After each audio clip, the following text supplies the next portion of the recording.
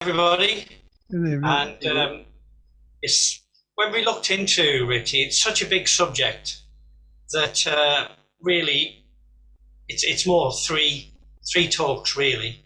And I'm losing my voice already. But anyway, I've got a PowerPoint here, and I'll start sharing it now. Okay, and then we'll both introduce ourselves as we go. Okay, so what am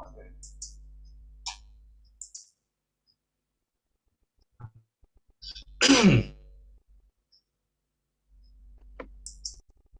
Right, so this is this evening. So very brief introduction and history behind RTTY, because he came out of the telegraph in the 19th century and the 20th century. Then Heather's going to do a guided tour of Fldigi.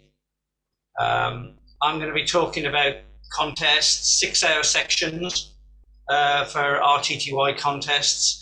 Then how to connect it up to your radio. Again, this is not something we could cover adequately in a talk within an hour. So I'll just give you a list and some links which you can follow up to suit what you need.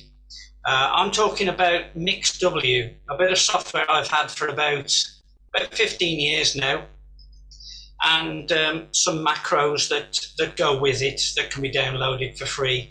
Then I've got, hopefully if it works, a short video of a contest with an RTTY contact during that contest. Then Heather's going to finish with various programs, N1MM, MMTTY, Fldigi, and the Elecraft. Then any other observations and awards that can be gained through RTTY, and of course SO2R should you like to try that. Okay. Heather, do you want to talk? Yep. Okay. Yep. I'll just say a bit about me. That I'm a very newcomer to the hobby of RTTY. I did a contest at the end of 2019 where I made something like 6 QSOs and came last in the group.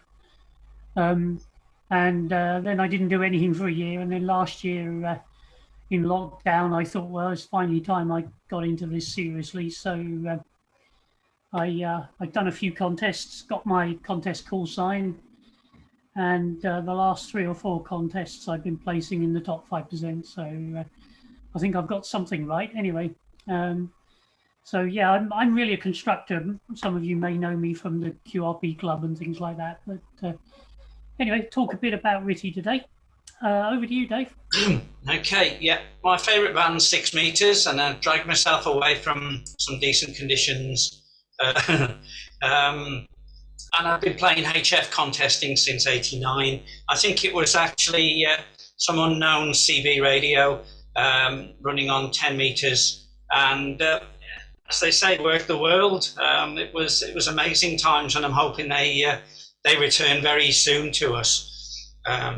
Mainly, I've been sort of more serious about contesting and RTTY contesting since 2004. I like the IOTA, and I really go for it for the IOTA.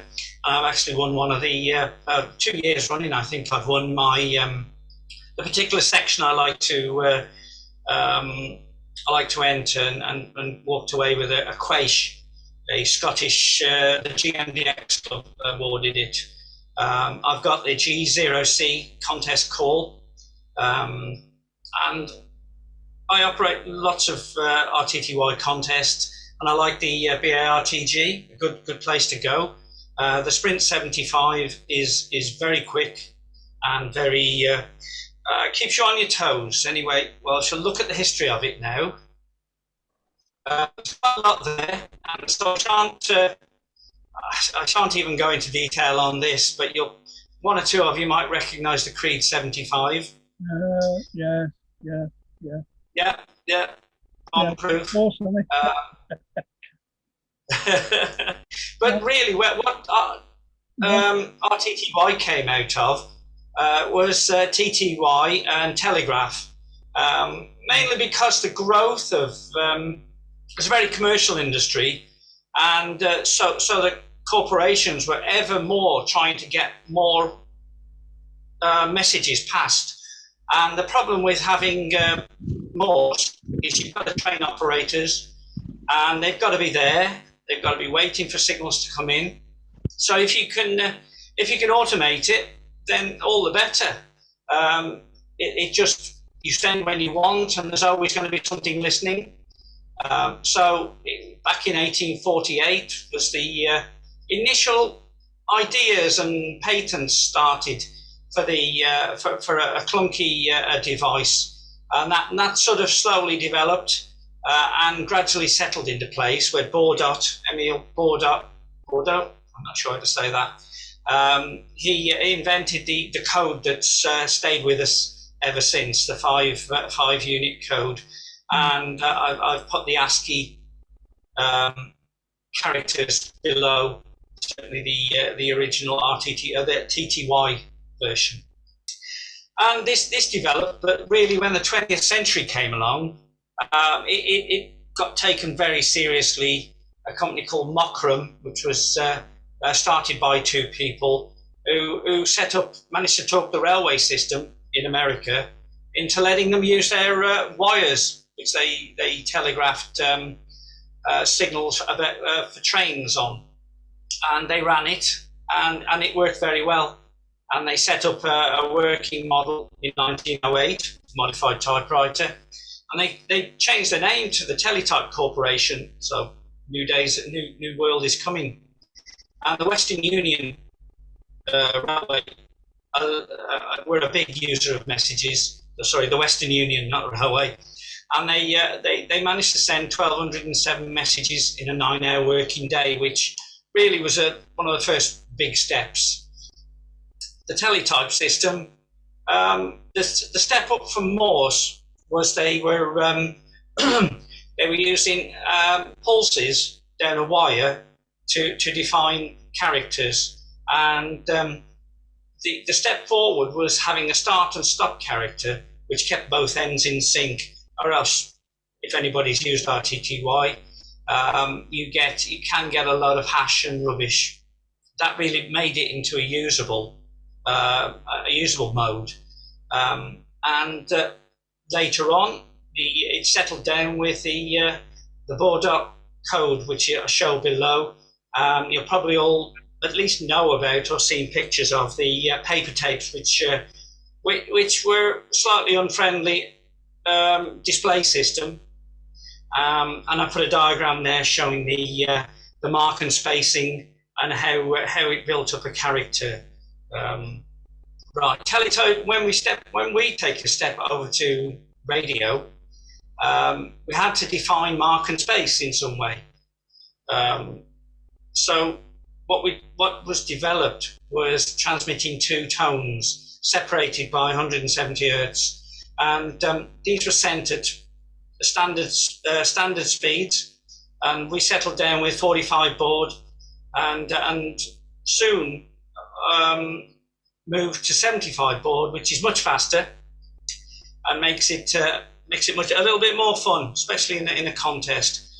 You can type at 45 baud and have conversations over the air, but you certainly can't at 75 baud. But in a contest, when you're automating part of the process, it really livens the contest up. The user interface, well, modern word for what the way we talk about how we use a mode. The Creed 75, and there probably is still some in use now.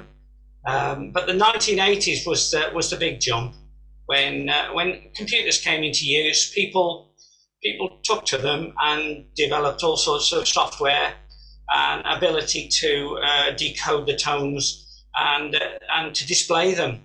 And you might think ASCII art is perhaps something from the 70s, 80s, 90s, as went around on the internet. But here's something from 1962. So with the software I talked about being developed, Heather's going to talk about Fldigi, which has got a lot of different modes, but Heather's going to talk about them and how to use it. Okay, next slide then, Dave. Okay, that's the interface. Okay, so when you run it, that's what you get. It's a bit of an eye strain, so we'll have a look at some of the details here. So the first thing we need to do is set up for RTTY. As you can see, there's on the left-hand side, there's a long list of possible things that it can understand. But RTTY and RTTY 45 is the standard that most people use. And the other thing we're going to need to do, and we'll talk again about this for the other bits of software, we need to talk about the Soundcard and also talk about how we control the rig. Because again, we need to do all of this from a computer. So we'll need those two features. Next slide, Dave.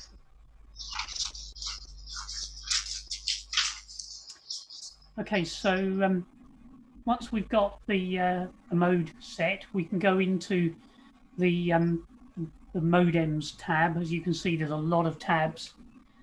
There's about 30 of them there, but the interesting one is the Modems and the TTY of the RTTY one. And you can see the standard settings there. You won't need to change that if you're setting up. And something to bear in mind, we'll talk a little bit about the US.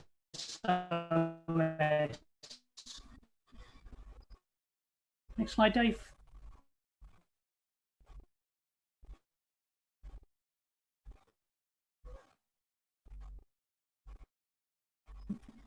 Which is a fairly simple one, but you can use the hardware PTT if you've got an RS-232 to PTT control box. Remember to click the Use Hamlib button near the top there, and click on the PTT via Hamlib command. I've underlined the interesting bits in red here. The rest of it's all standard setup. Tell it which radio, what COM port it's on, its baud rate, that sort of thing. And you should be good to go from a talking to the radio point of view. Next slide, Dave. Soundcard, it's called Port Audio in Fldigi, and you just need to set up the capture and playback, which for me is the USB sound card I've got plugged in.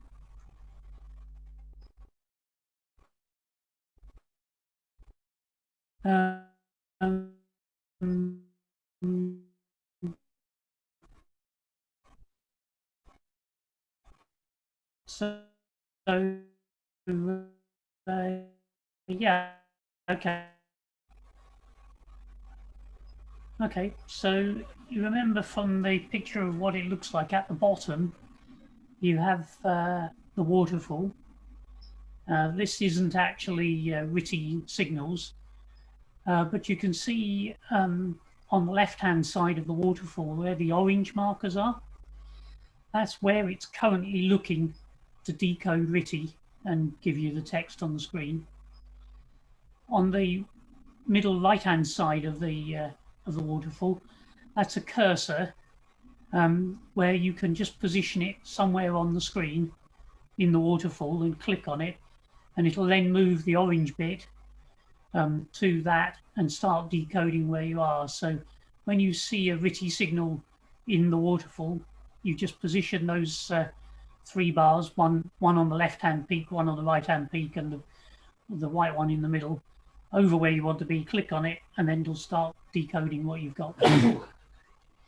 Now, one of the interesting things about RTTY, of course, is, as Dave said, you have a mark and a space, two different frequencies. But always in RTTY, the mark is the lower frequency and the space is the higher frequency. I think that's the right way around. But of course, if you're on USB, that's okay. But if you're on LSB, 80 meters, 40 meters, you need to reverse it. So you've got this rev button, RV button down at the bottom. And the other thing is that if you're trying to work really quickly, you want to click on that waterfall, but you don't want to worry about getting it perfect. So you'll turn on the AFC, which is visible at the bottom there, underlined in red, and you can then you can see the thing will track and go and peak up on the signal.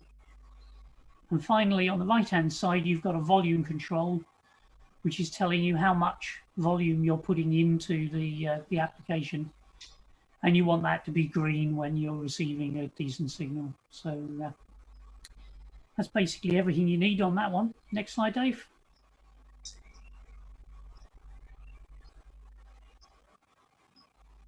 Now, all of the RTTY programs we'll talk about run on macros. And a macro is basically programmed up for one of the function keys. And it means you just press the key and it does stuff for you.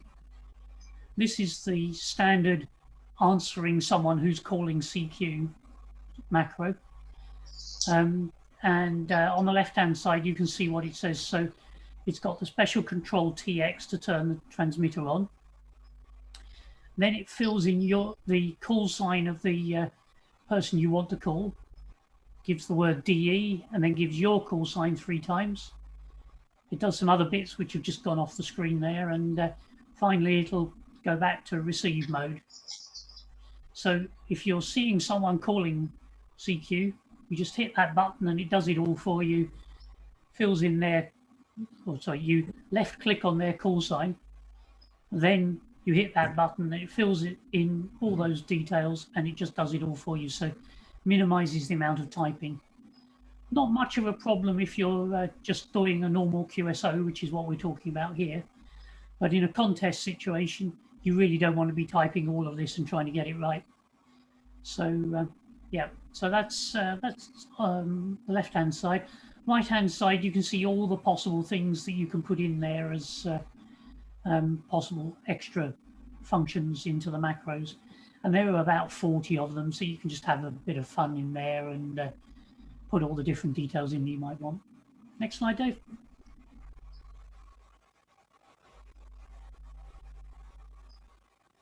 So once you're having a QSO, as I said, left click on their call sign to fill it in the call sign field. Either left click on the macro button or press the function button associated with it. That'll send the stuff that you want to send. If you want to type stuff in, so I might type in, hello, how are you doing? Or I might type in a signal report. You type it into the blue window and then hit F12 and it'll send everything in the blue window, and then it'll finish it with DE and your call sign. And the last thing you'll see, there's a TXRX macro which just turns the transmitter on, but it doesn't send anything, it just sends nothing, which are called diddles. So you need to be a bit careful if you're going to use that, because it can quite easily overrun. So next slide, Dave.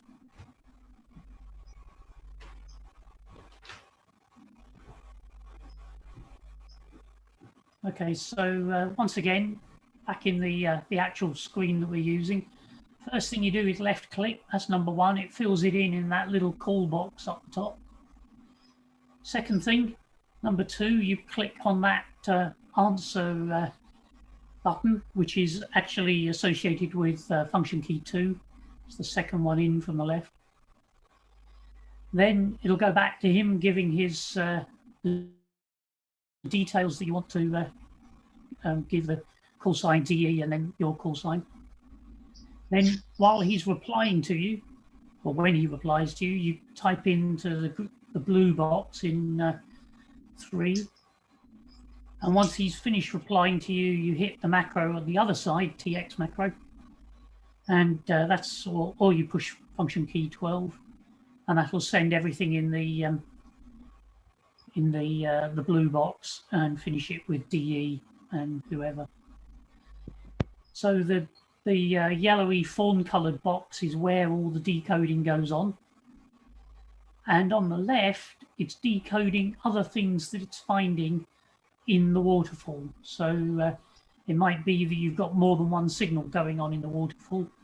So you could be talking to somebody, it'll be decoding the other signal, and then you can just double click on that one to go and start working that one. So that's a very quick way of switching between people if you want to do a lot of QSOs. Next slide, Dave.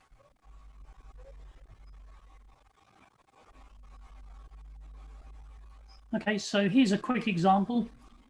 This call sign DA21WARD worked all radio, sorry, the World Amateur Radio Day special event call sign.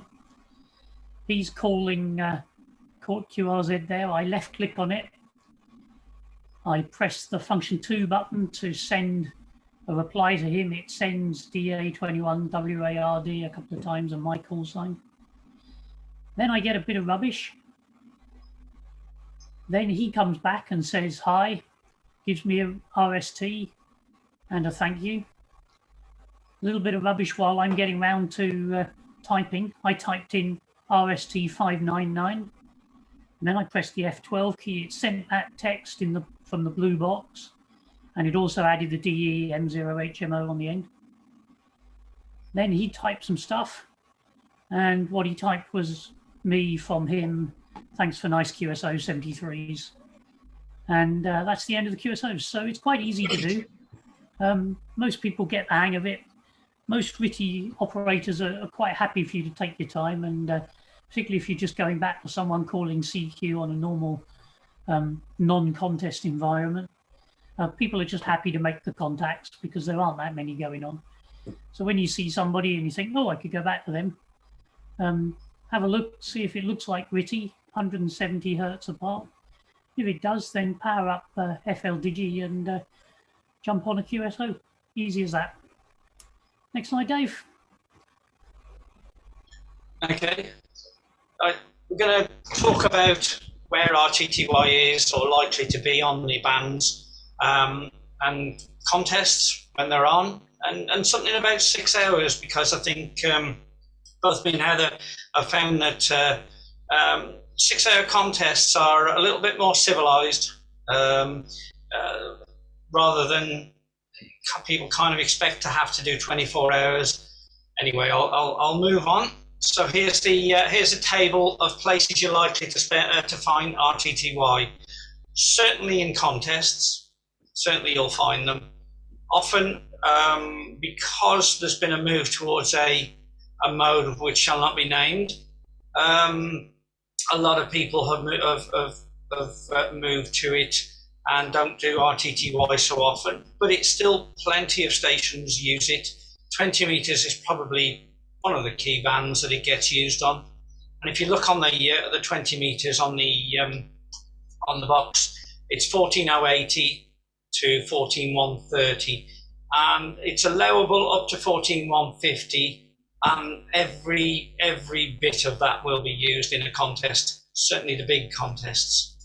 There are allocations in all mode sections of the various VHF bands, and chances are you'll probably need to either find on a DX cluster or organize it or hear about a special event station operating, but there are people who operate on RTTY, on VHF, UHF. Here's a list of some of the major contests through the year. There are others. There are small contests, and up until today, the most recent one was the Volta contest, and we have got a little bit of time before the next time to get yourself up and ready for the next contests. Out of this one, the Ukrainian one is quite lively. The Ukrainians do love their RTTY.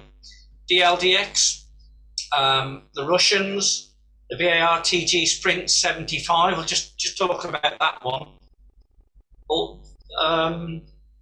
What it runs at is 75 baud, and it's usually on a Sunday evening, so from 5 till 9 GMT on a Sunday evening. So it's a little bit more civilized, and if you can get away, it's a nice Sunday evening.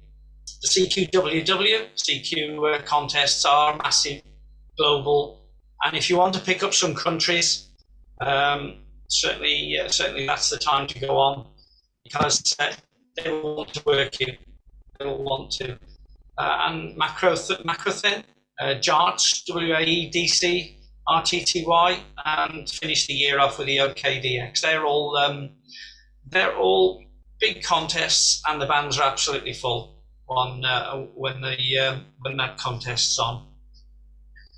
6 hours. Well, when I first started, I hadn't noticed there was some 6-hour contests, and you're up against some big people, some big stations, even the single operators, but they tend not to be interested in the 6-hour contests. And as I say, they're more family friendly. You're not going and hiding in the cave for potentially days. And some nice examples are the BARTG and the DLDX, the Ukrainian one, and the recent one we did was the Volta one. So yes, what it does allow you to do is in the period of the contest, whether it be 48 hours or 12 hours, is to pick the best time to go on. You can optimize your time.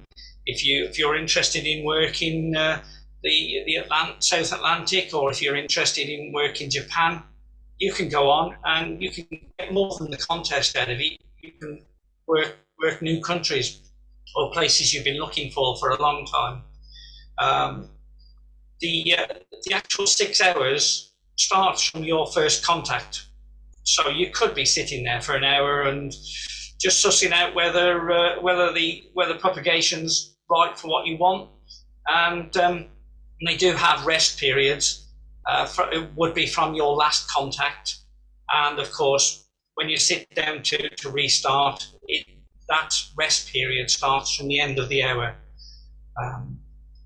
Again, plan for propagation. You've got a nice chunk of time, and you can split it down. Some contests allow 2 splits, 3 splits. Some really don't care, but as long as you take your rest period of a minimum of whatever the contest rules define.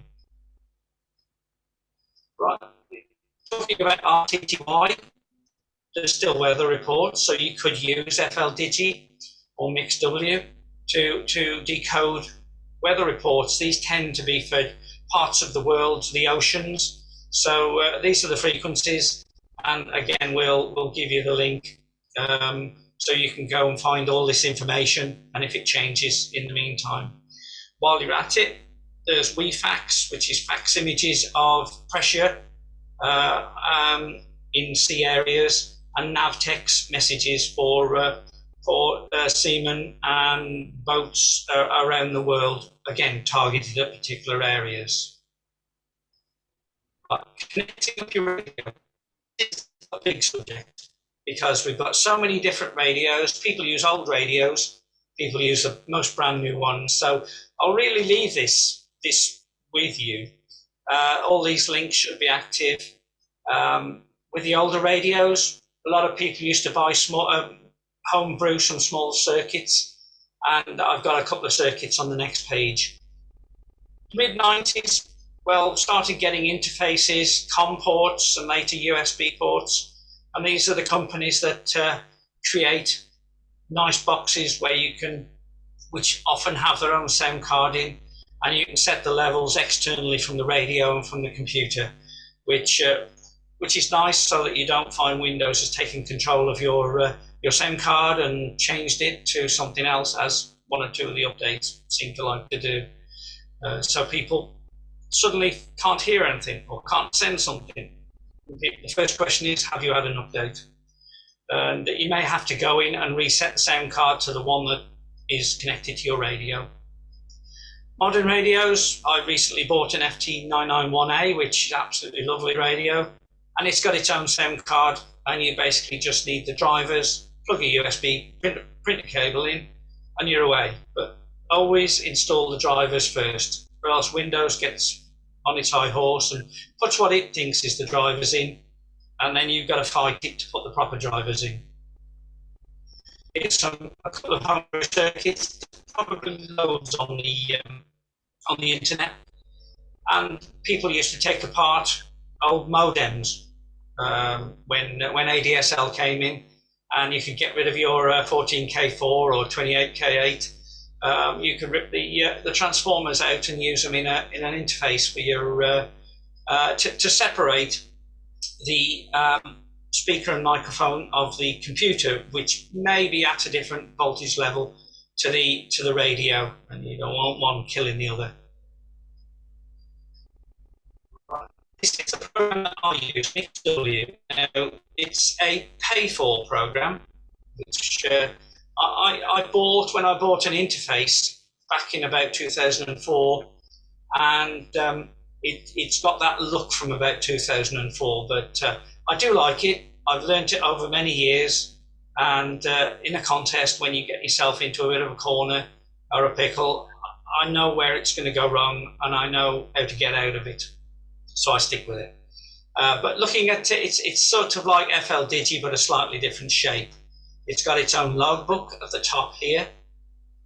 Your traffic activity, again, same as Fldigi. And this is where my outgoing text goes. This is the waterfall, and it's got a nice thing, a way of adding filters in. So if there's a huge station suddenly pops up next to you and is actually knocking the AFC, knocking the AGC, if you've got it switched on, you can actually right-click on their station and filter them out. Helps sometimes, other times you just can't win, but it's very useful. This just here in the middle is where my sending position is, and I can just click anywhere on the waterfall and it will go to it. Here's a typical signal on the right hand side, not really showing you much on there, but the macros there have all been pre-written. As Heather was saying about, you can modify them, they're all text. But there's a very nice guy, R3 Bravo, who set a website up to create contest macros, sets of them, for Mixw. And you can download them, install them into Mixw by dropping them into a plugin folder. And he creates then appropriate set of macros. You have to modify them a little bit, but they work very well. They'll do things like grabbing if I click on call, I see a station, I want to call him. The last call sign that shows in this area, it will grab it, load it into the log, and then send an attempt to contact them. I'll show you this on hopefully when I've got the video running. But at the very end, once you've finished your QSO, it then saves it and pushes that up to fill the log. As you can see, this is the Volta contest, and I was at 88 at that point. When you're contesting with RTTY, it's all about exchanges as any other contest. So it varies. Some generally the minimum is RST report and the serial number. The HF joke is that everything's 59 or 599. Some will also do things like sending a locator or CQ zone. Sprint contests really squeeze it down, so you're just sending a serial number. Check the contest rules, and at the end, make sure your log is going to actually match up with the example that they generally give with their rules. And most contests now use Cabrillo logs for HF. And here's an example. So you've got example of a QSO, the frequency, the mode, the date, the time, my call, what I sent. So this was the TRC contest. So I sent 599, number 1, and I'm a member of the TRC, to K1SM, who gave me 599,146 and a note for he's not a member. So that's just an example of a contest log. Here's the R3BB. website, and some of these macros are rather old, so you do have to check them when you download them. Are a bit long, some of the entries are, so you need to slim them down. You really don't want to be sending good afternoon, name, club, contest to somebody who wants to get a contact through in about 4 seconds. So you click on the contest you want, download it, and unzip it and drop it into your Mixw plugins folder.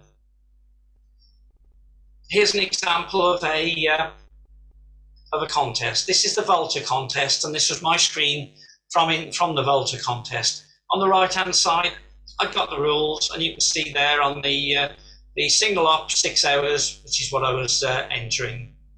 Again, is Mixw in action. I was right at the very start. So I can see station LZ6K calling CQ, and if I were to click on call, it would grab that call and attempt to make a QSO with him to contact him. If he answers me, then I go to the answer macro. This is computed at the top here, so I would send 599.001 and after I'd received his, and at the very end I would send thanks very much if I'd started the QSO off. So it's always good to have the rules by the side of you, whether it be printed or whether it be on the screen. So I'll just swap and I'll show you a quick video. Right, got to start from 2 minutes. Right, so here we are. There's this station, IK8SVQ is calling Volta test. I've had a go at calling him a few times, but he worked Hotel Fox 6, got Charlie. So I'm trying again. I'll just play this, see if you can see it. You should hear mine.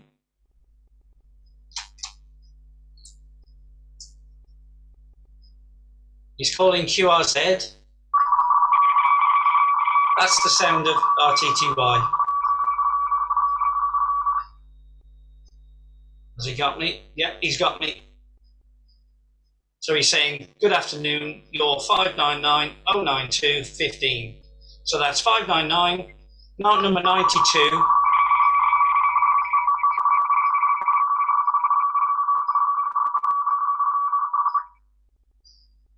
So I've sent him 92 in zone 15, CQ zone.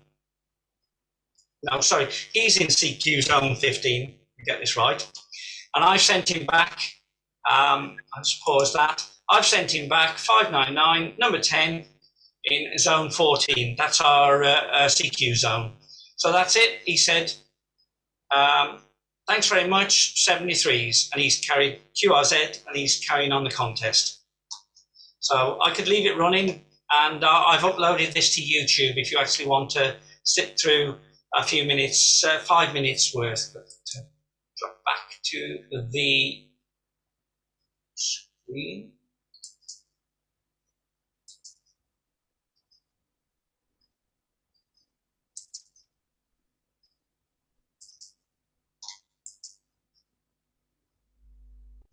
Right, I'll pass over to Heather to talk about N1MM and so on. Okay. Next slide then, Dave. Okay. I'm going to try and rush along with the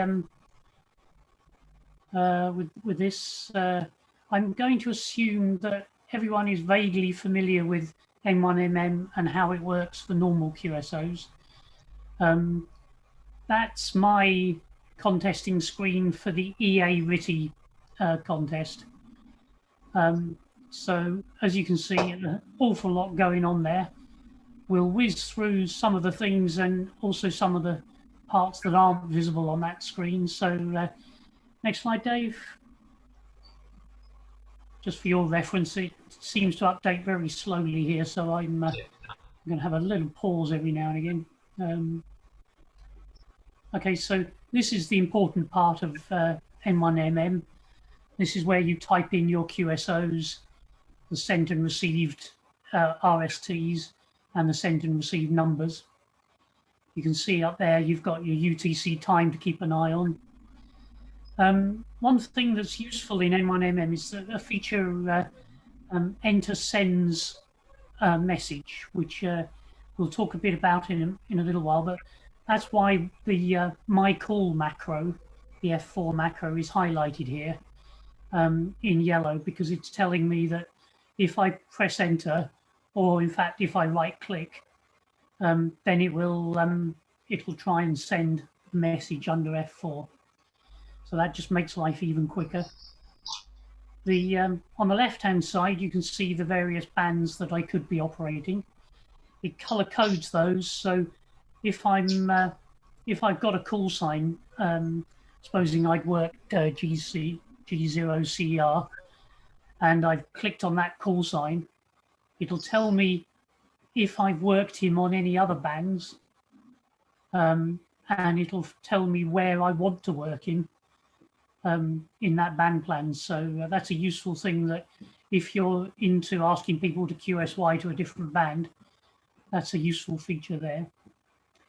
If you want to do automatic rotator control, I've got a 3-band beam, so I can, once I've typed in a call sign, it'll look it up, tell me the heading, and then I can just tell N1MM to rotate the rotator for me automatically. And finally, it'll tell me where the call sign is, what zone it's in, and so on. So if I'm tracking any of that information, I've got it all there straight in front of me as soon as I've got a call sign.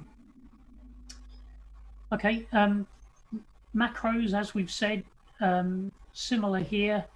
If you're familiar with N1MM, you've got all these macros, and when you're running in a contest, you won't basically use the keyboard unless things go really wrong. Okay, yes, sorry, next slide, Dave.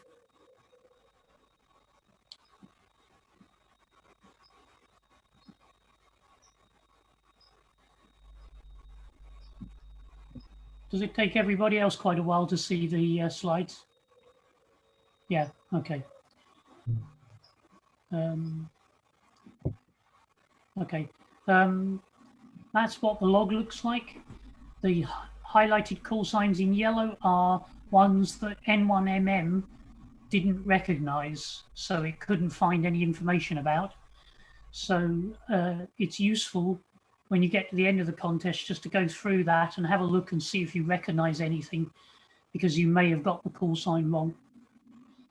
The bottom part of that screen where the red highlighting is, it's telling me everywhere else that I've worked the last call signs. So there I just worked 3Z9W, and it's telling me that I've only worked him on 40 meters.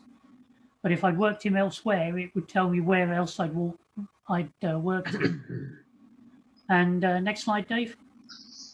It also tells me what the serial numbers were and things like that. So if he gave me a different serial number or a different locator, it'll highlight it in red to tell me there may be a problem there, and maybe I want to go back and check it up sometime to see what was wrong with that.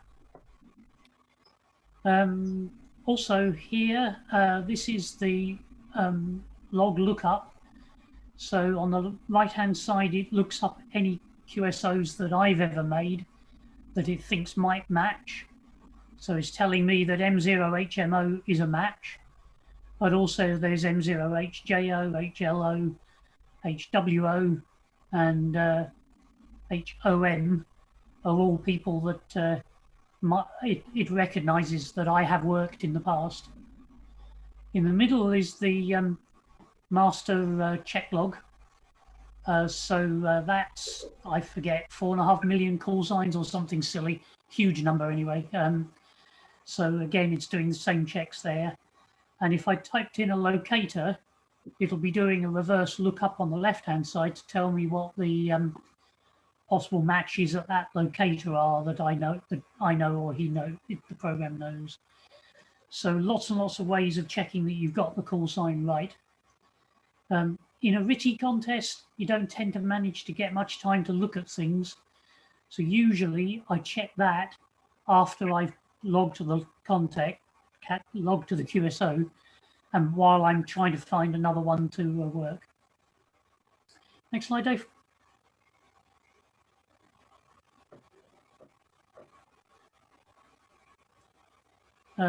That's just the heat map and the Greyline. I use the Greyline an awful lot when I'm contesting. It tells you where people are waking up, where they're going to sleep, and also you can see the lots of little purple dots on there, which are places I've worked in this contest. Next one, Dave.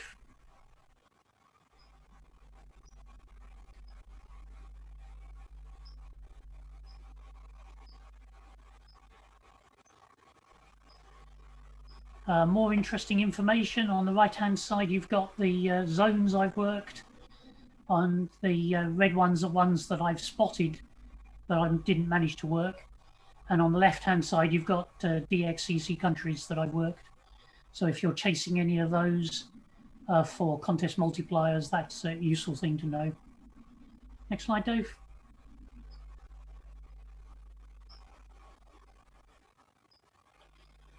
Some contests have band change timers, so that's where you'll find this thing here.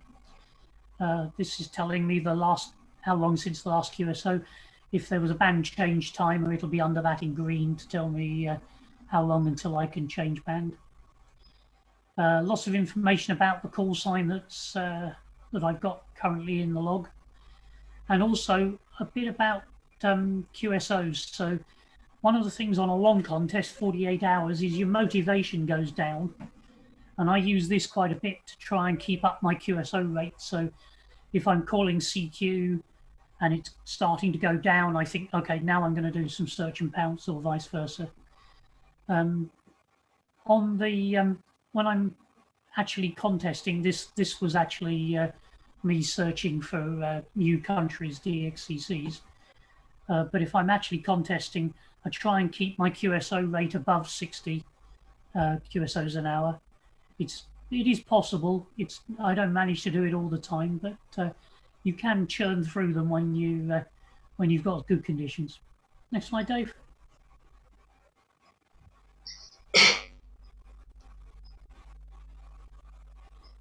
Okay, N1MM, give me the band plan. There it is. Reds are multiplier spots, blues are spots that I just haven't worked, and greens are new continents where continents are multipliers. You can set a spot timeout, which means that if you put them in the band plan a while ago, they go away. So what I do is I work as many stations as I can. If I try a station and don't manage to work it quickly, I'll just move on. And then once I've worked a few, as you can see, I've worked 1, 2, 3, 4, 5 there that I haven't managed to get. I'll go back, just clicking on the call sign will set the radio, set N1MM up with all the information, and I can just try him again. So if he's working a pile up, maybe by that time I will have managed to get him out of the pile up and he'll work me. Every now and again you see a big gap in the band plan. Anyone want to hazard a guess what that big gap marked in red is? Dave? Yeah, FD4. Okay. Of course, one of the big problems with FD4 and FD8, of course, nobody ever says, is this frequency in use? So if you use it, and you will find people on RTTY in the FD4 and FD8 sections, the FD4 or FD8 will just come up on top of it. And yeah, it's a very bad idea to try and work in that area, but that's life. Next slide, Dave.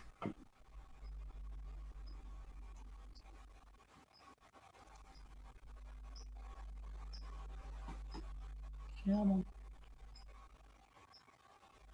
Okay, clusters. If you're going to work in the assisted categories, clusters are very useful. I have the clusters running all the time. Again, they just appear in that band plan that we looked at. And you can just click on the band plan to go and retune, it'll tune the radio, fill in all the details of the spot. And you've even got most of them, it'll even give you the bearing if you want to move the beam. Next one, Dave. Just say about assisted and non-assisted. You can run non-assisted in contests where you don't use any clusters. You just go totally by what you think and checking the bands all the time. Yeah. Next slide, yeah. Okay. Okay. Some, as Dave mentioned, some contests you want to be only on for certain amounts of time. Here I've got the IGRY, which I didn't actually particularly worry about on and off times, but it keeps track of where you start and where you're going, and what's going on. So that's quite useful if you running out of time, or you want to know whether you should take a break now because things have eased up and you want to go and work really flat out a little while later. This will tell you. Next slide, Dave.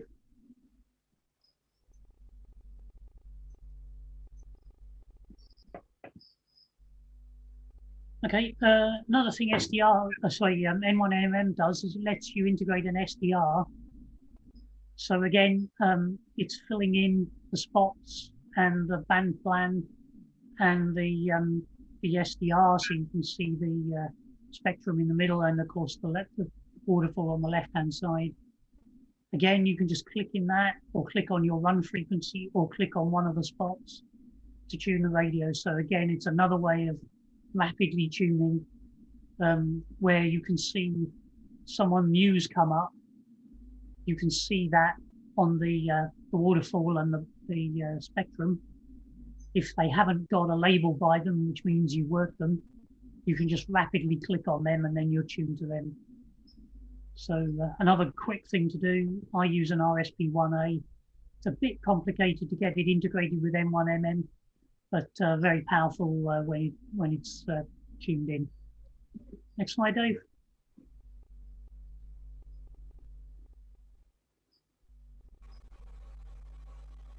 Okay, I always keep a notepad running. I keep the frequencies to hand so that I don't have to think about where they are. And always remember that some places like Japan and America use different frequency ranges. So on a contest, it's always worth checking these other areas of the bands. I also use it to type in anything I want to quickly remember. Like I may think I've got a call sign wrong. I'll type in the call sign, and then at the end of the contest, I can go through what I've typed in and go and check them and see if I've got them right. This is all valid as long as it's being done as part of the contest. What isn't usually valid is to go through and check logs and everything else after a contest. But again, check the rules. Next slide, Dave.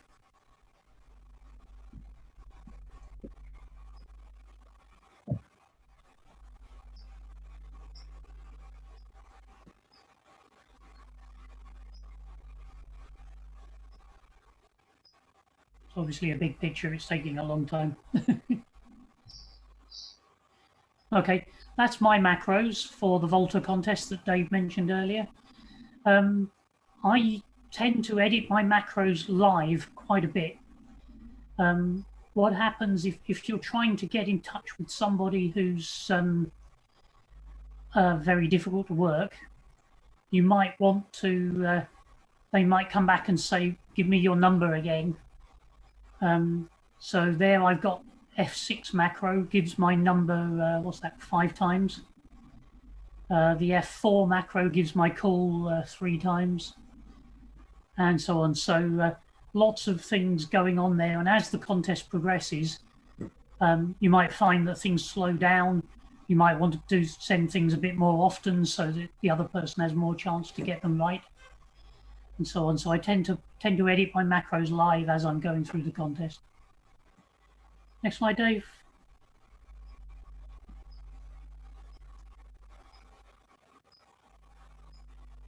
You get the macros, by the way, by right-clicking in the macro bar of N1MM. Okay. Okay, this is not SDR integration. This is the configuration for N1MM. Most of the configuration is done in the configure ports menu. You need to set up the logger audio. You remember I mentioned this enter sends message, so I've got that ticked. One thing that you can get caught out by is you're tuning through the band. You don't realize you're on the CQ frequency, and N1MM starts calling CQ for you. So you want to turn that off. And again, I varied the CQ repeat time. So if things are happening a lot, I'll have that really cranked down so that I'm quite likely to work someone straight away. If not, I'll increase the amount of information I'm sending and send it slightly less often, so that people get more chance to find it on the band.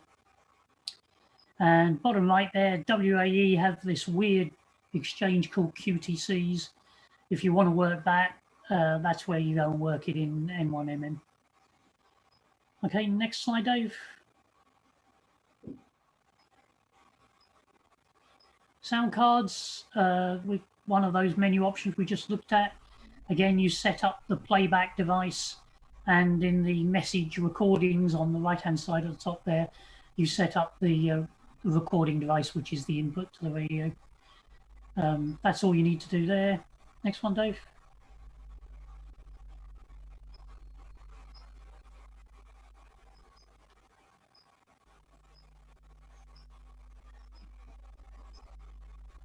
Okay, setting up the decoders. I'm going to show you how to set up 2 decoders. This is what you need. You just type in the addresses or find the paths to the different decoders. There I've got 2-tone. I've got MMTTY set up once, and I've also got Fldigi set up. And bottom left-hand side, it's all going to be done with audio over the sound card. So I'm not going to try and drive anything through FSK port, which you would be doing if you were using hardware modem. Next slide, Dave.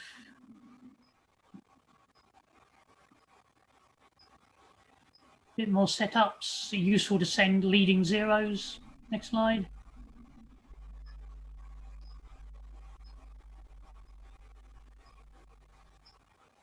Okay, you need to sell it where the radio is so it can turn the PTT on and off.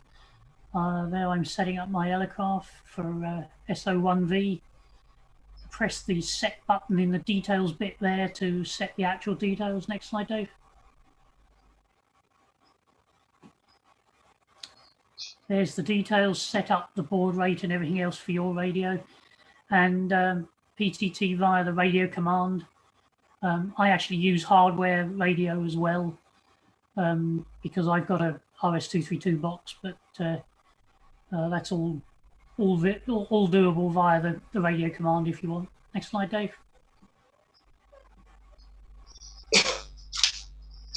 When it says radio command, it means cat control, of course.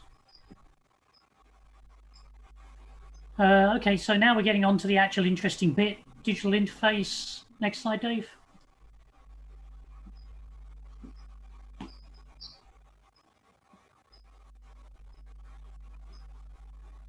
That's what you get. Basically, you've got a whole load more macros at the bottom there that you can click on. You've got a window where all the decodes are going on. First thing we want to do is add a second decoder. Next slide, Dave.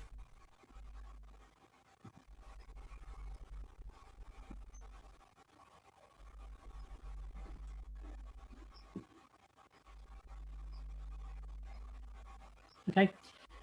Sorry.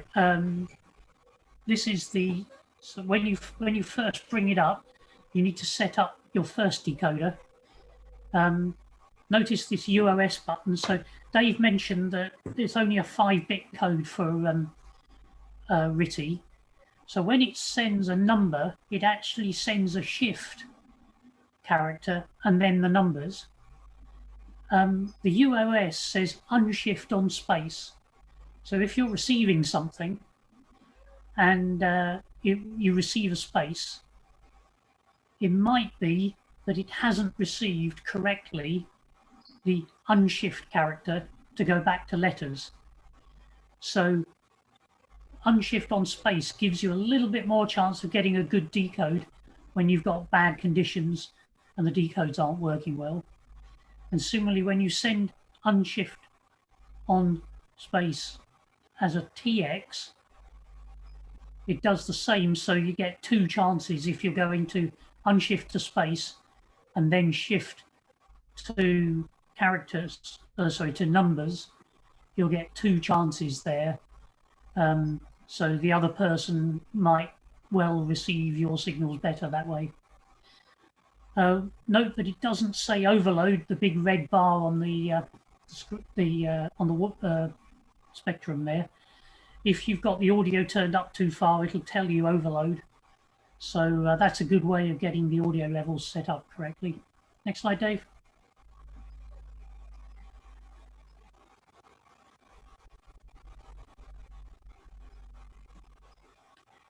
Okay, little bit about how you set it up.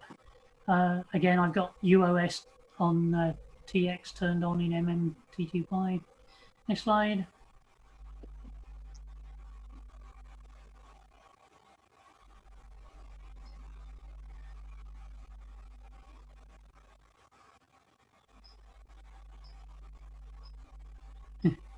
Eventually, I'll see it.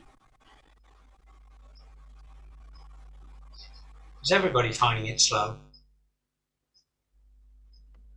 Yeah, on occasion, okay. But not for me. Oh, okay. Okay. So that's the setting up the speakers and the microphone in the sound card. Next slide, Dave.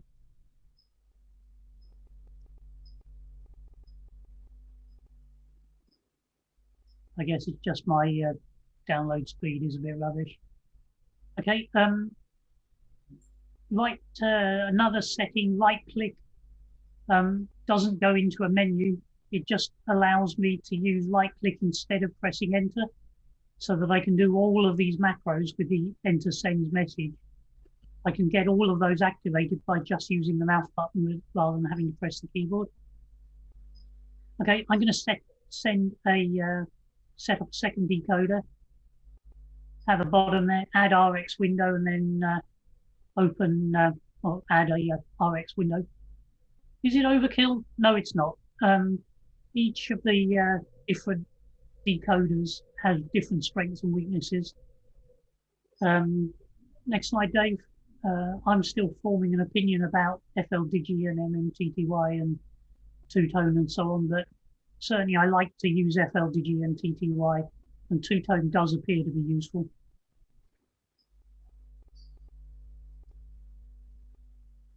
So now I've got two decode screens. You can see that they're both giving me different information, but broadly speaking, it's the same stuff. You can see at the bottom there, I'm working, or I'm trying to work OH5UQ, and he's calling. He wants numbers and numbers again because he doesn't like what's going on, or something like that. Okay, next slide, Dave.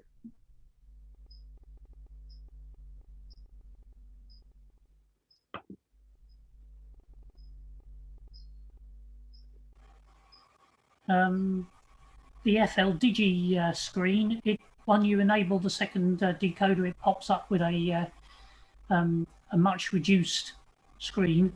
In fact, it's just really the waterfall. Note you have to click the cursors on the RTTY. And notice also that you don't have an AFC button. It's always enabled in the contest mode, which is actually a bit of a problem when you're trying to tune the radio, but we'll talk about that in a moment. Next slide, Dave.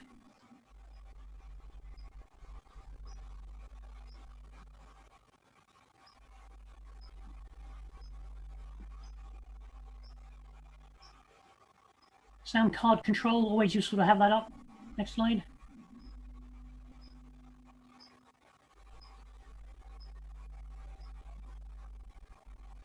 Okay, here's my K3. Now the K3 has two features.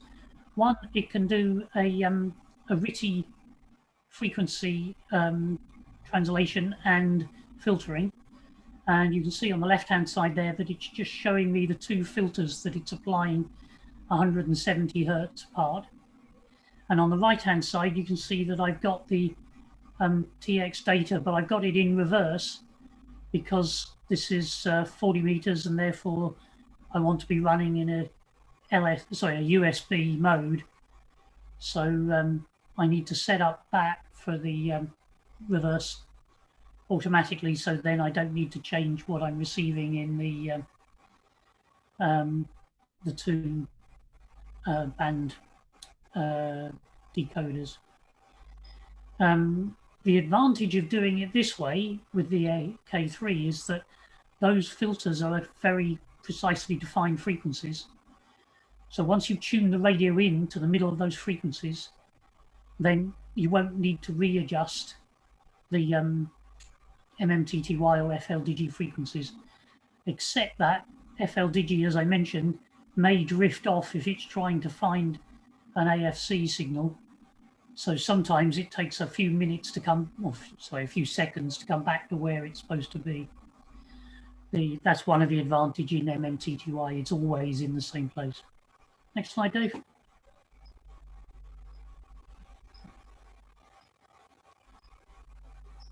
So the other thing is how to tune.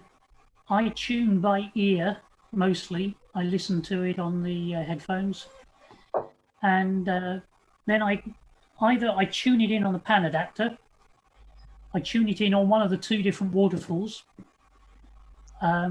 or I click in the band plan or the SDR waterfall, or you can use this wobbly cross thing, which is actually called an XY scope, and RTTY is tuned in when the cross is vertical and horizontal. So it rotates if the RTTY is slightly out of tune. Mostly though, you don't need to. You get used to tuning by ear, and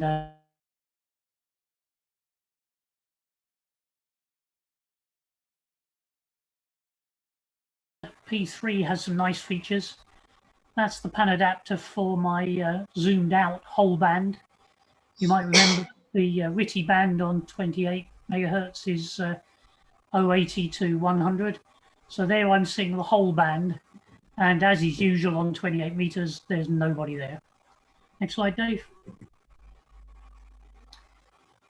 Sometimes, however, you do get RTTY signals. And so I have a single push button to zoom in.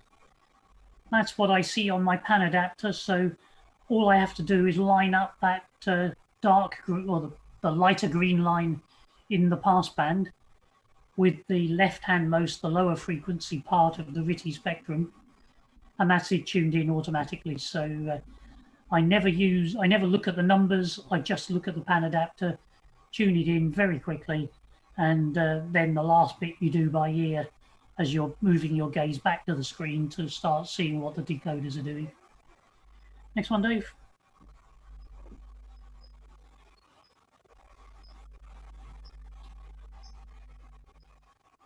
Okay, search and pounce QSO. Running in this enter sends message. So you click on their call sign, you right click the mouse, it sends your call sign.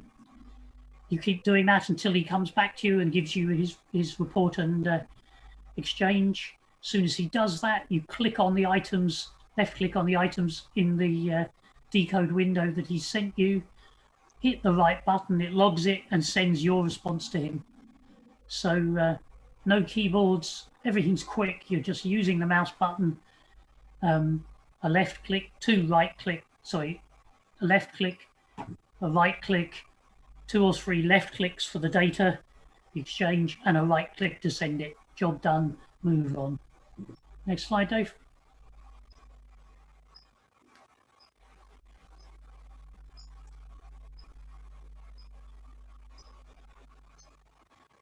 Eventually.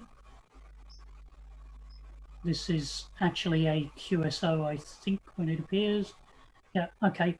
So here's things that go on. Two two decoders of the same QSO. We'll look at the bottom one first. This guy, EA1G, is working I3EVK. Now I see that when he finishes working, he sends confirm, thank you from him, test, and then QRZ.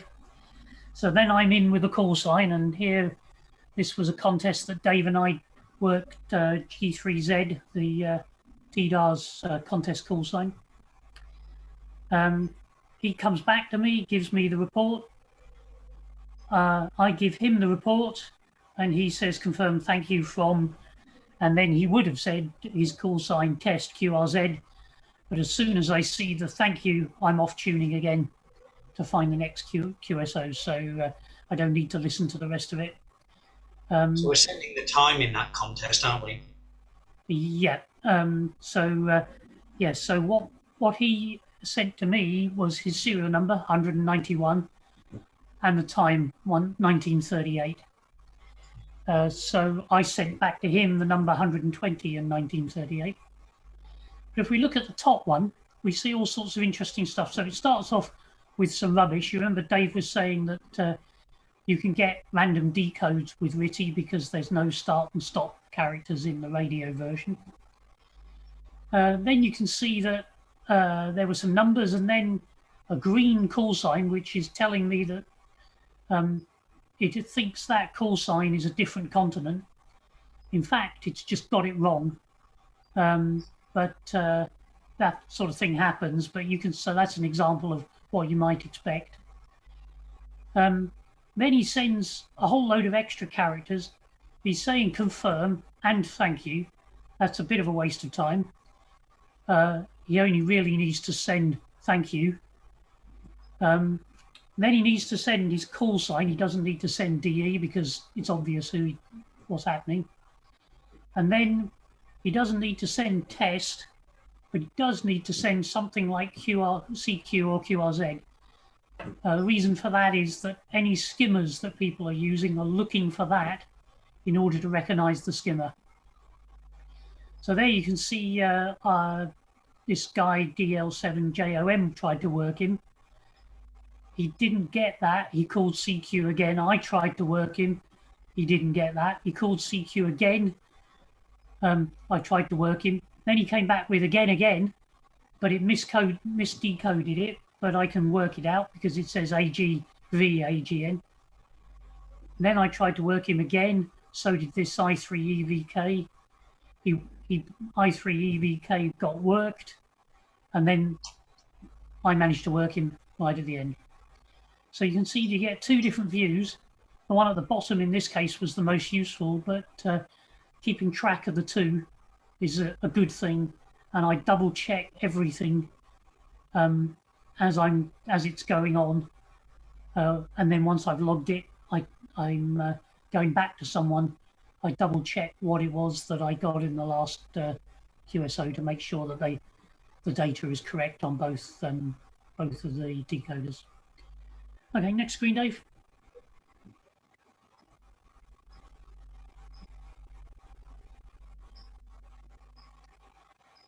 Okay, next screen. So that's all about doing it N1MM. As I said, you can work quite a lot, quite fast pace. Difficult stations, always work dupes. If somebody's coming back to you, it means that you're not in their log. So your QSO with them is pointless unless you work it again. So don't spend time saying, I've already worked you, and they saying, yeah, but you're not in my log. Just go ahead and work them and get them out of the way. If you're having trouble, work them lots of times. You usually get through to them in the end. But sometimes it's a good idea to use a contest call sign because you can work it quickly. Sometimes it's a good idea to wait to the end of the pile-up and then give your call sign. My apologies to Dave. Sometimes I've done that to working Dave when we've been entering the same contest. It can work quite well. And if you get a partial call sign, go back with a bit of their call sign in your log, but give them the details, because they'll come back with their full call sign, and you can always ask for the call sign again if it doesn't work out. And some people consider working split, so that you can get working round pile-ups very much easier, but it does take up 2 parts of the band, so you need to be telling people that you're working split. And it's not often good in a contest, but I have seen it done, and you do need to be ready with your radio to work split. Next slide, Dave.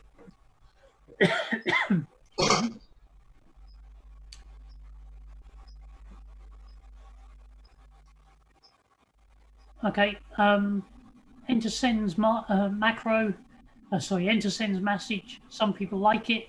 It does get confusing when things go wrong. Next slide. I call these my marmites. Unshift on send takes longer, but it increases the chances of getting it right both ways. So I use it. Next slide, Dave.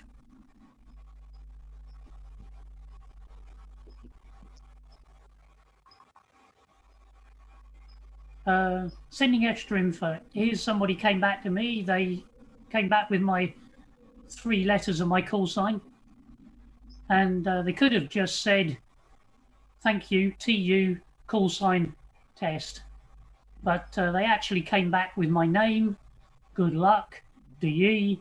That's all just wasting time. I was gone well before they came up with the with half of that. So it's just wasting time for them. So it's nice in that it's more personal, and it makes it more likely that people get things right.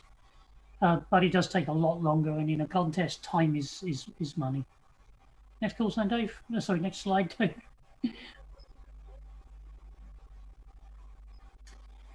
Okay, repeating data. Some people say don't repeat anything. I do, and I change how much I do depending on where I am in the contest and how things are going. But usually, these days, I send my contest calls 3 times, and the data twice. And I send the data all together and then all together, not in the example that's there. So I would send 191 1938, 191 1938, rather than the way that this EA1RS has done. And the reason for that is if he gets it right, he'll get it right quicker, so he can be putting that in his log while it's being sent the second time and checking it. So that way he can be quicker coming back to me. Next slide, Dave.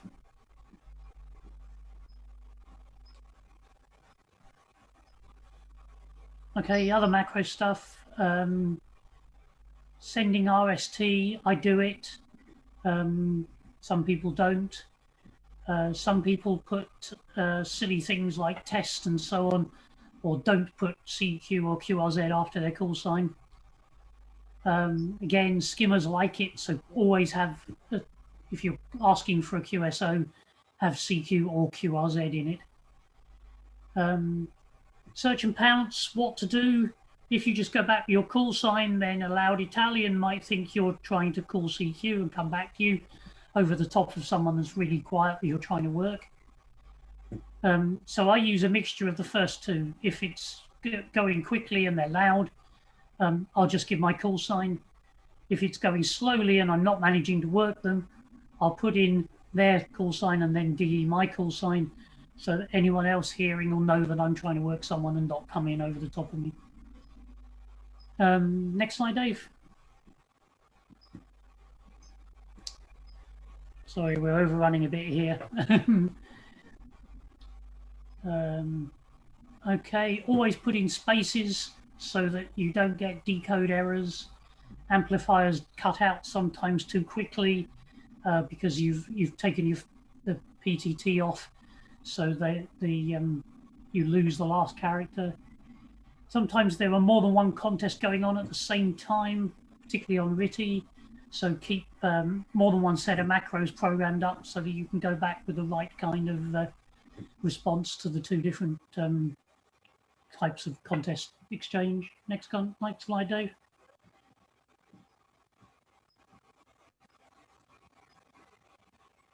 Don't send 5NN. It takes a lot longer than sending 599 in RTTY. It's faster in Morse, obviously. Next slide, Dave.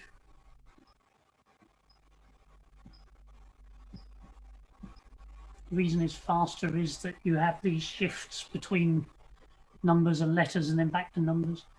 Occasionally, these shifts go wrong, and you might see somebody giving you a serial number of PQW, for instance. And the way you translate it is you look at your QWERTY keyboard and you take the letters and you go up one, two, and to the left to get the numbers. So on a QWERTY keyboard, up one from P and to the left gets you to 0. Q gets you to 1 and 2 gets you to, sorry, W gets you to 2. So that's the way you translate if you see it. Sometimes people send it deliberately, which is very annoying. In N1MM, you can shift and click on it and it'll fill in the exchange window with the alternative, the numbers in this case. So that's a useful little trick. And also you can hover over it in the digital window and it'll fill in the alternative translation in the top left-hand side little box. And so it's another way of finding out what's going on. Next slide, Dave.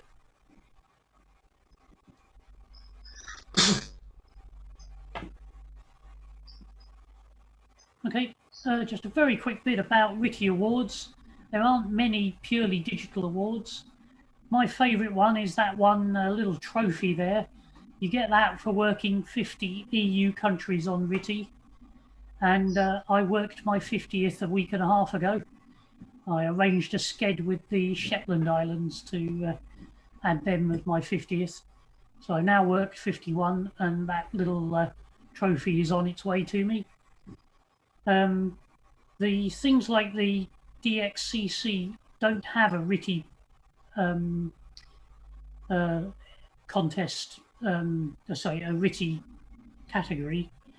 And of course, everyone gets DXCC on digital now because you can do it in a weekend on FD8. So that's a bit of a shame. But some of these, those ones listed there, the WAZ worked all states, the DARC worked all Europe.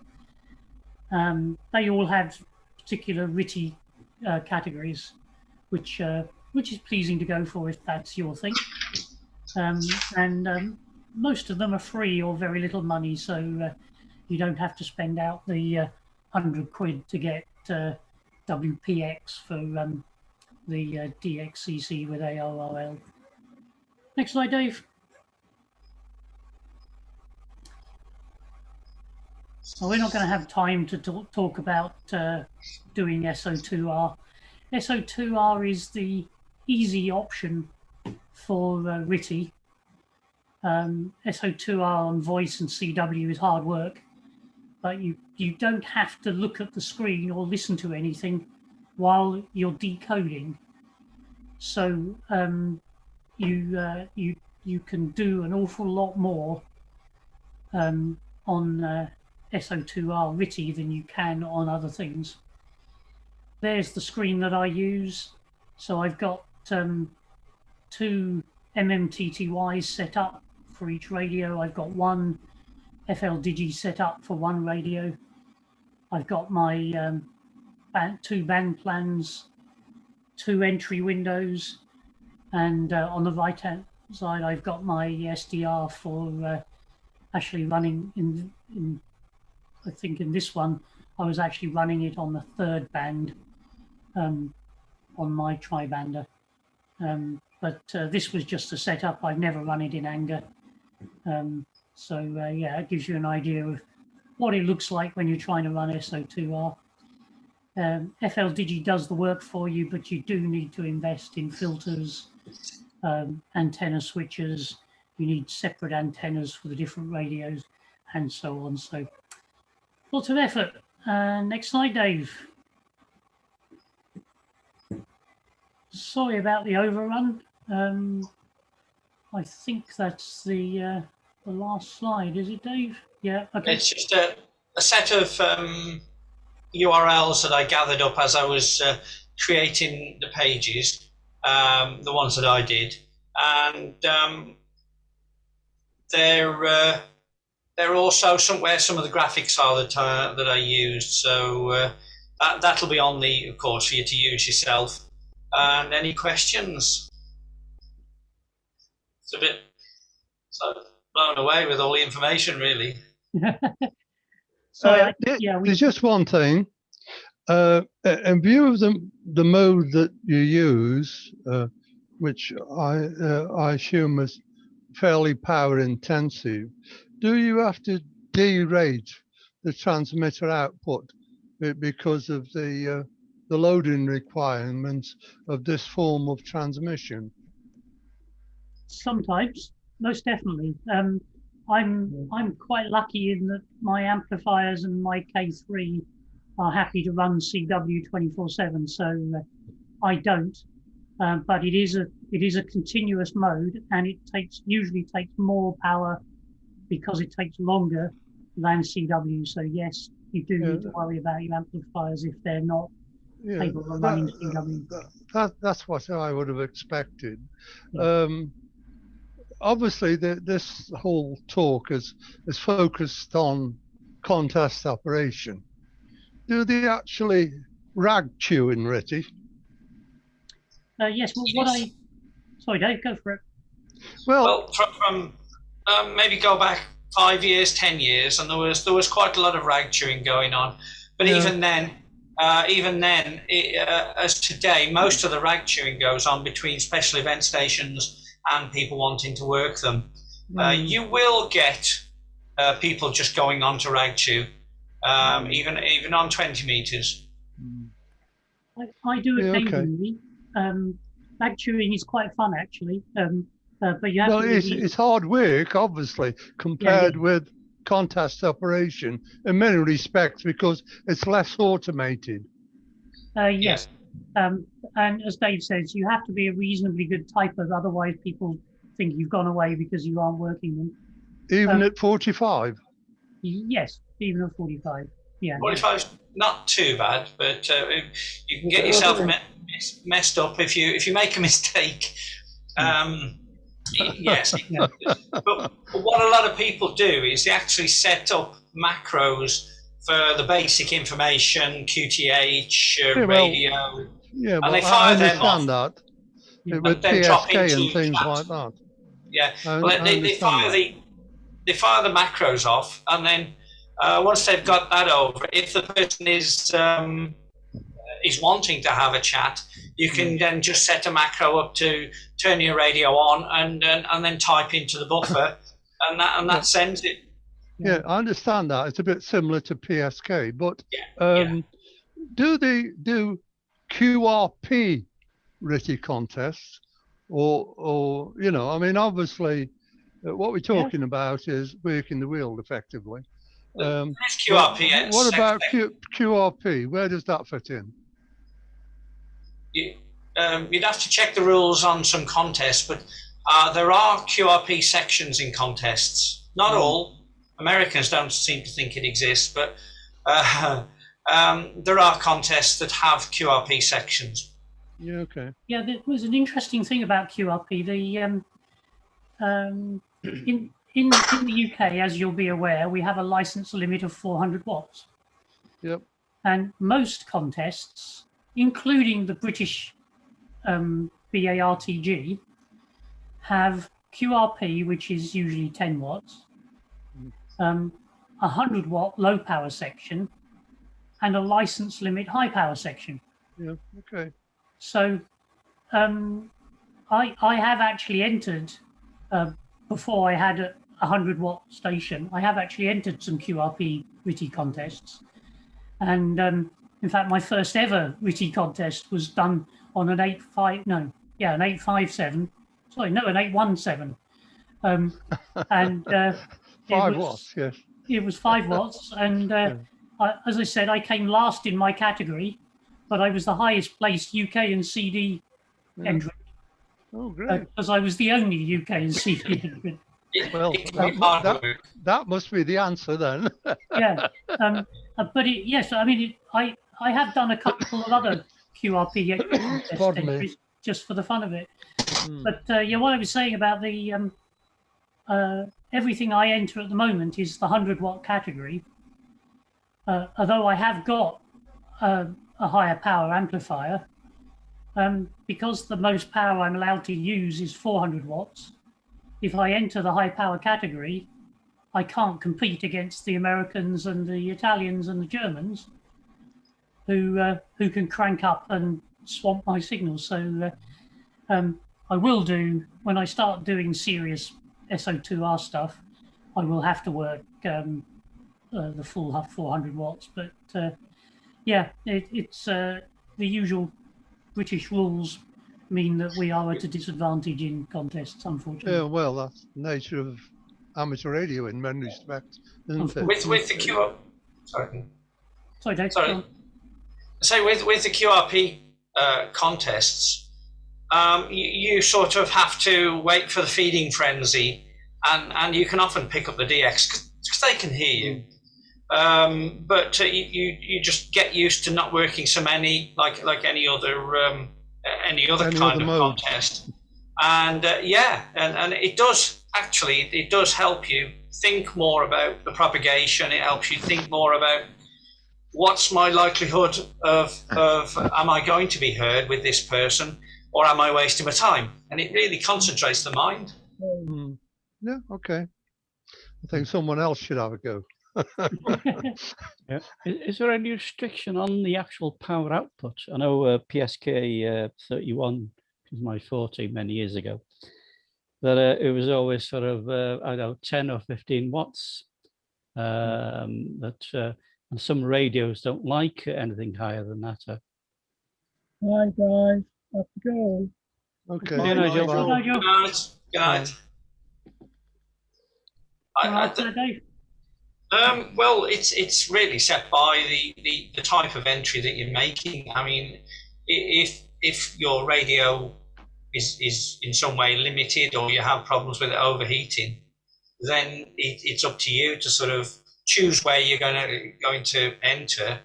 I know my FT897 gets very warm, and I run it at between 80 and 90 watts on its dial, and that keeps it stable. I've got an 817, and that's just sort of been used through the years. It's a bit battered and forlorn, but it keeps going. I think the early ones had problems with the output transistors, and part way into the production of them, they changed the output module. Yeah, so, that's right. Yeah, be aware of your they radio. also had the filter problems as well, of course. Yeah. As supplied, you know. We're not talking crystal filters, obviously. Anyhow, gents, I'm afraid I'm going to have to go. I'll say thank you for the most interesting talk, and no doubt we'll meet you again. Okay, 73. Stan. Bye-bye. Any other questions before we sort of... Yeah, during the talk you mentioned Fldigi and all the other programs you've used. Do you know anybody who has any experience using Ham Radio Deluxe? I've just recently had it bought for me. I've just downloaded it, and I noticed one of the modes you can use in there is RTTY, and I also using an ICOM 7300. Do you know anybody, or you have any experience using those two that program or that radio? I use it all the time. Sorry? I used to use it, Bob, when it was freebie many moons ago, with PSK 31 and all the digital modes, and I found it really good. And I, like yourself, I've just bought it, and I've haven't had the occasion to use it just yet. So there you go. I say I've never worked RTTY, never listened to RTTY before. It's just I was going through what it does, and it sparked my interest when I was Simon made me aware of this talk tonight. I thought, come along. just to pick up some hints. But obviously, Dave and Heather only spoke on the programs they were using. They didn't mention Ham Radio Deluxe, so got a bit of learning to do there.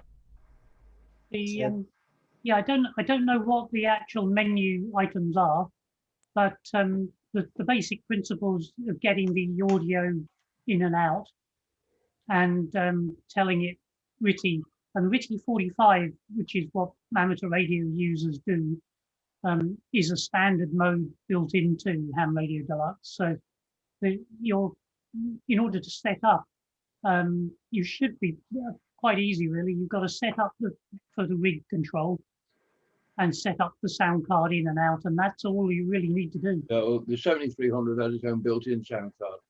Yeah, so, but you'll need to tell the Ham Radio Deluxe about the sound card and where it is and what it's doing. Okay. But the menu system, although it's a different shape, you'll find the modes and the macros will probably be all set up already. And I think Ham Radio Deluxe, I have used it, again, the freebie, and that pulls the information, say your QTH, if you want to say where your QTH is, I think that pulls it from the personal information you've entered in the first place when you've identified yourself to Ham Radio Deluxe, when you've set it up. Yeah, I set it up with FT8. It works with FT8, as you know, because I worked you on 6 meters yesterday. All right, okay, full sign. Ah, yes, yes. M0HMO Nice to work you. Yeah, and you, Dave, thanks. So any other questions? EQSL, by the way, Dave. Yeah, should be with you. Yeah. So I'll say thank you very much. Very interesting talk, and I'll catch you all next week. Bye. Yeah. Cheerio, Liz. As I'm kind of in the chair then, just thank you to Heather and to Dave from the Telford Club. So I've known Dave over the years. We were both members at the same time. Haven't met Heather actually in person, but there's a chance I might get down to Telford at some point post-COVID. Let's hope. Come to the rally. Well, I'm hoping to, yeah.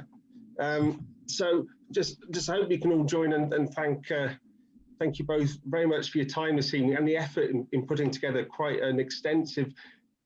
That's a good thing. It was a really detailed talk.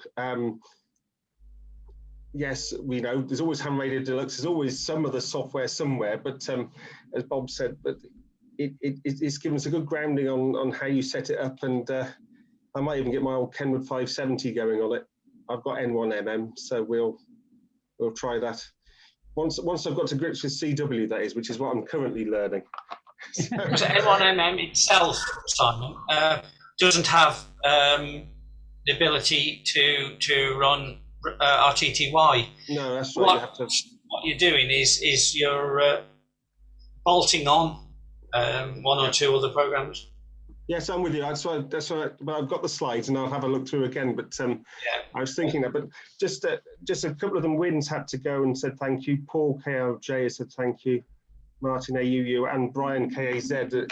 We sort of finish around about 8:30, 8:45, and some of them have to go off and take the teeth out or whatever it is they do.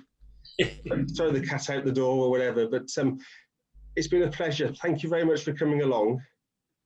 And I found it instructional, and I'm sure a few others will as well. So thank you.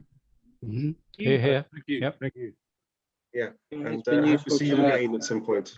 Brian and Heather, I'm going to have a chat with our members.